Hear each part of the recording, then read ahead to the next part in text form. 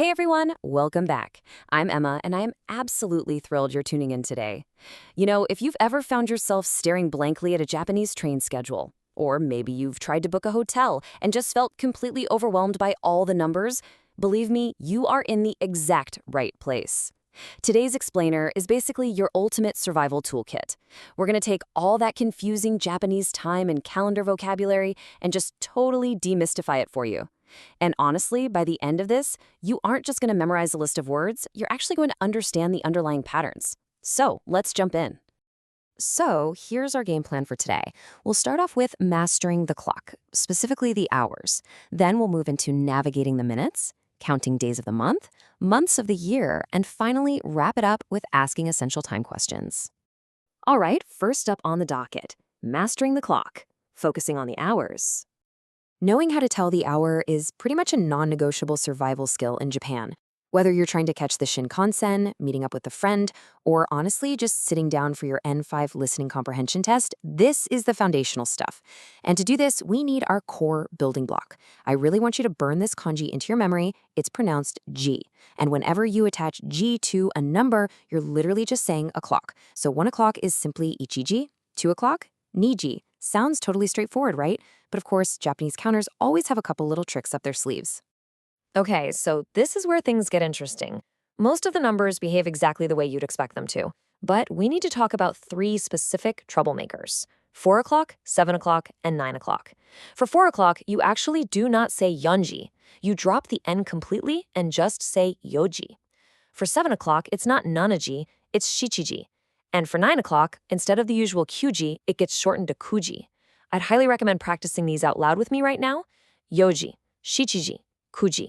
These 3 are going to be your recurring villains today, so definitely keep an eye out for them. Moving right along to section 2, navigating the minutes.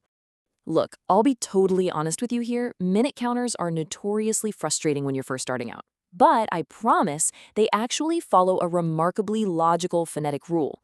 Once you see how the matrix works, it just clicks. So our counter for minutes is fun, but it actually oscillates in pronunciation between a softer fun and a much punchier pun.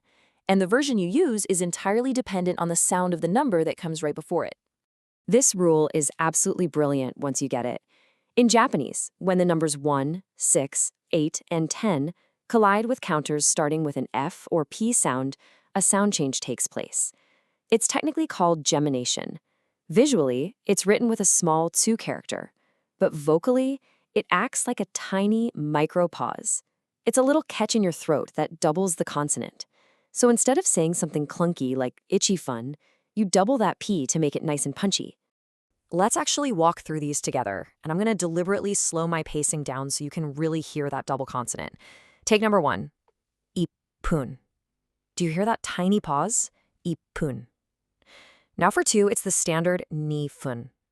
3 is a bit of a slight exception, it's sanpun. And 4 is yanfun. But let's jump back to our doubling rule. For 6, it's ropun. 8 is hoppun. And 10 is jupun. If you can master that tiny split-second pause right before the pun, I'm telling you, you are going to sound incredibly natural. All right, on to section 3, counting days of the month. Now we're zooming out to the calendar, and if you plan on booking a hotel, setting up a dentist appointment, or grabbing a plane ticket while in Japan, this section is absolutely non-negotiable. The very first thing to grasp is that the Japanese calendar kind of has a split personality. The first 10 days of any given month use a completely unique native Japanese counting system. It's got these ancient roots, and frankly, it sounds totally different from the standard ichi ni san numbers we use for days 11 and up, where you generally just tack on the kanji for day, which is nichi. So here is that native 1 to 10 sequence. Honestly, you simply have to memorize this rhythm. The first is tsuitachi, second is futsuka, third is mika, fourth is yoka, fifth is itsuka, sixth is muika, seventh is nanoka, eighth is yoka. Did you catch how similar the fourth and eighths are? Yoka and yoka? You really gotta listen for that elongated O sound in the eighth. Then the ninth is kokonoka, and the 10th is toka. If I had to pick, the first and the 10th, tsuitachi and toka, are almost always the ones that trip people up the most. So the good news is, outside of those first 10 days, the system totally normalizes. Day 11 is just juichinichi, day 12 is juninichi. Easy.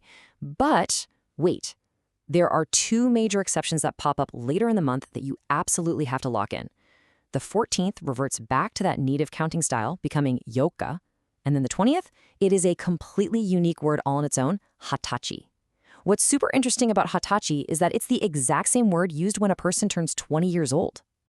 All right, deep breath. Section 4, months of the year. Seriously, take a deep breath here because after the total chaos of the days of the months of the year are going to feel like an absolute breeze. To say the months, literally all you do is take a number from 1 to 12 and attach our counter for months, gatsu. So January is month 1, ichigatsu. February is month 2, nigatsu. It's so beautifully mathematical and straightforward. But do you remember our troublemakers from the clock section? Yep. Numbers 4, 7, and 9 are back to cause just a little bit more mischief. April is not yongatsu, it's shigatsu. July is shichigatsu, and September is kugatsu. And this is actually great because if you already learned that 4, 7, and 9 are irregular for the hours, your brain is going to naturally flag them as irregular for the months too. It's all connected. And finally, bringing it all together in Section 5, asking essential time questions. Because let's be real, all of this brilliant vocabulary we just covered is totally useless if we can't actually apply it in real-world conversations to get the info we need. This phrase right here is your bread and butter. Ima nan-ji desu ka. What time is it now? Hear that G in there? Nan means what, Ji means hour. Now, what hour is it? It's highly polite, it's standard, and you can confidently use it with anyone, from a close friend to the person working at the train station. Now, what if you don't need the exact hour? What if you just need a date, a month, or a really broad time frame? Well, this is your ultimate versatile catch-all question. Itsu desu ka? When is it? You can literally just point to a flyer for a festival and say, itsu desu ka? You can be asked about your flight back home and reply with the date. It's short, it's sweet, and it is absolutely essential for the N5. Okay, my focus learners, let's put this all to the test and see what's absorbed. Quick mini quiz to challenge our worst troublemakers. How would you say September 20th at 4 o'clock in Japanese? Think about it. We need the irregular month, that completely unique day, and the exception hour. Do you have it? It's kugatsu hatsuka yoji. If you nailed that, you are officially empowered and totally ready to crush the time and calendar section of the N5 exam. I highly recommend going over these concepts a few times, and most importantly, stay curious. Now that you've got a grip on Japanese time, how are you going to use it to plan your very first full day in Tokyo? Keep practicing, and I will catch you in the next explainer.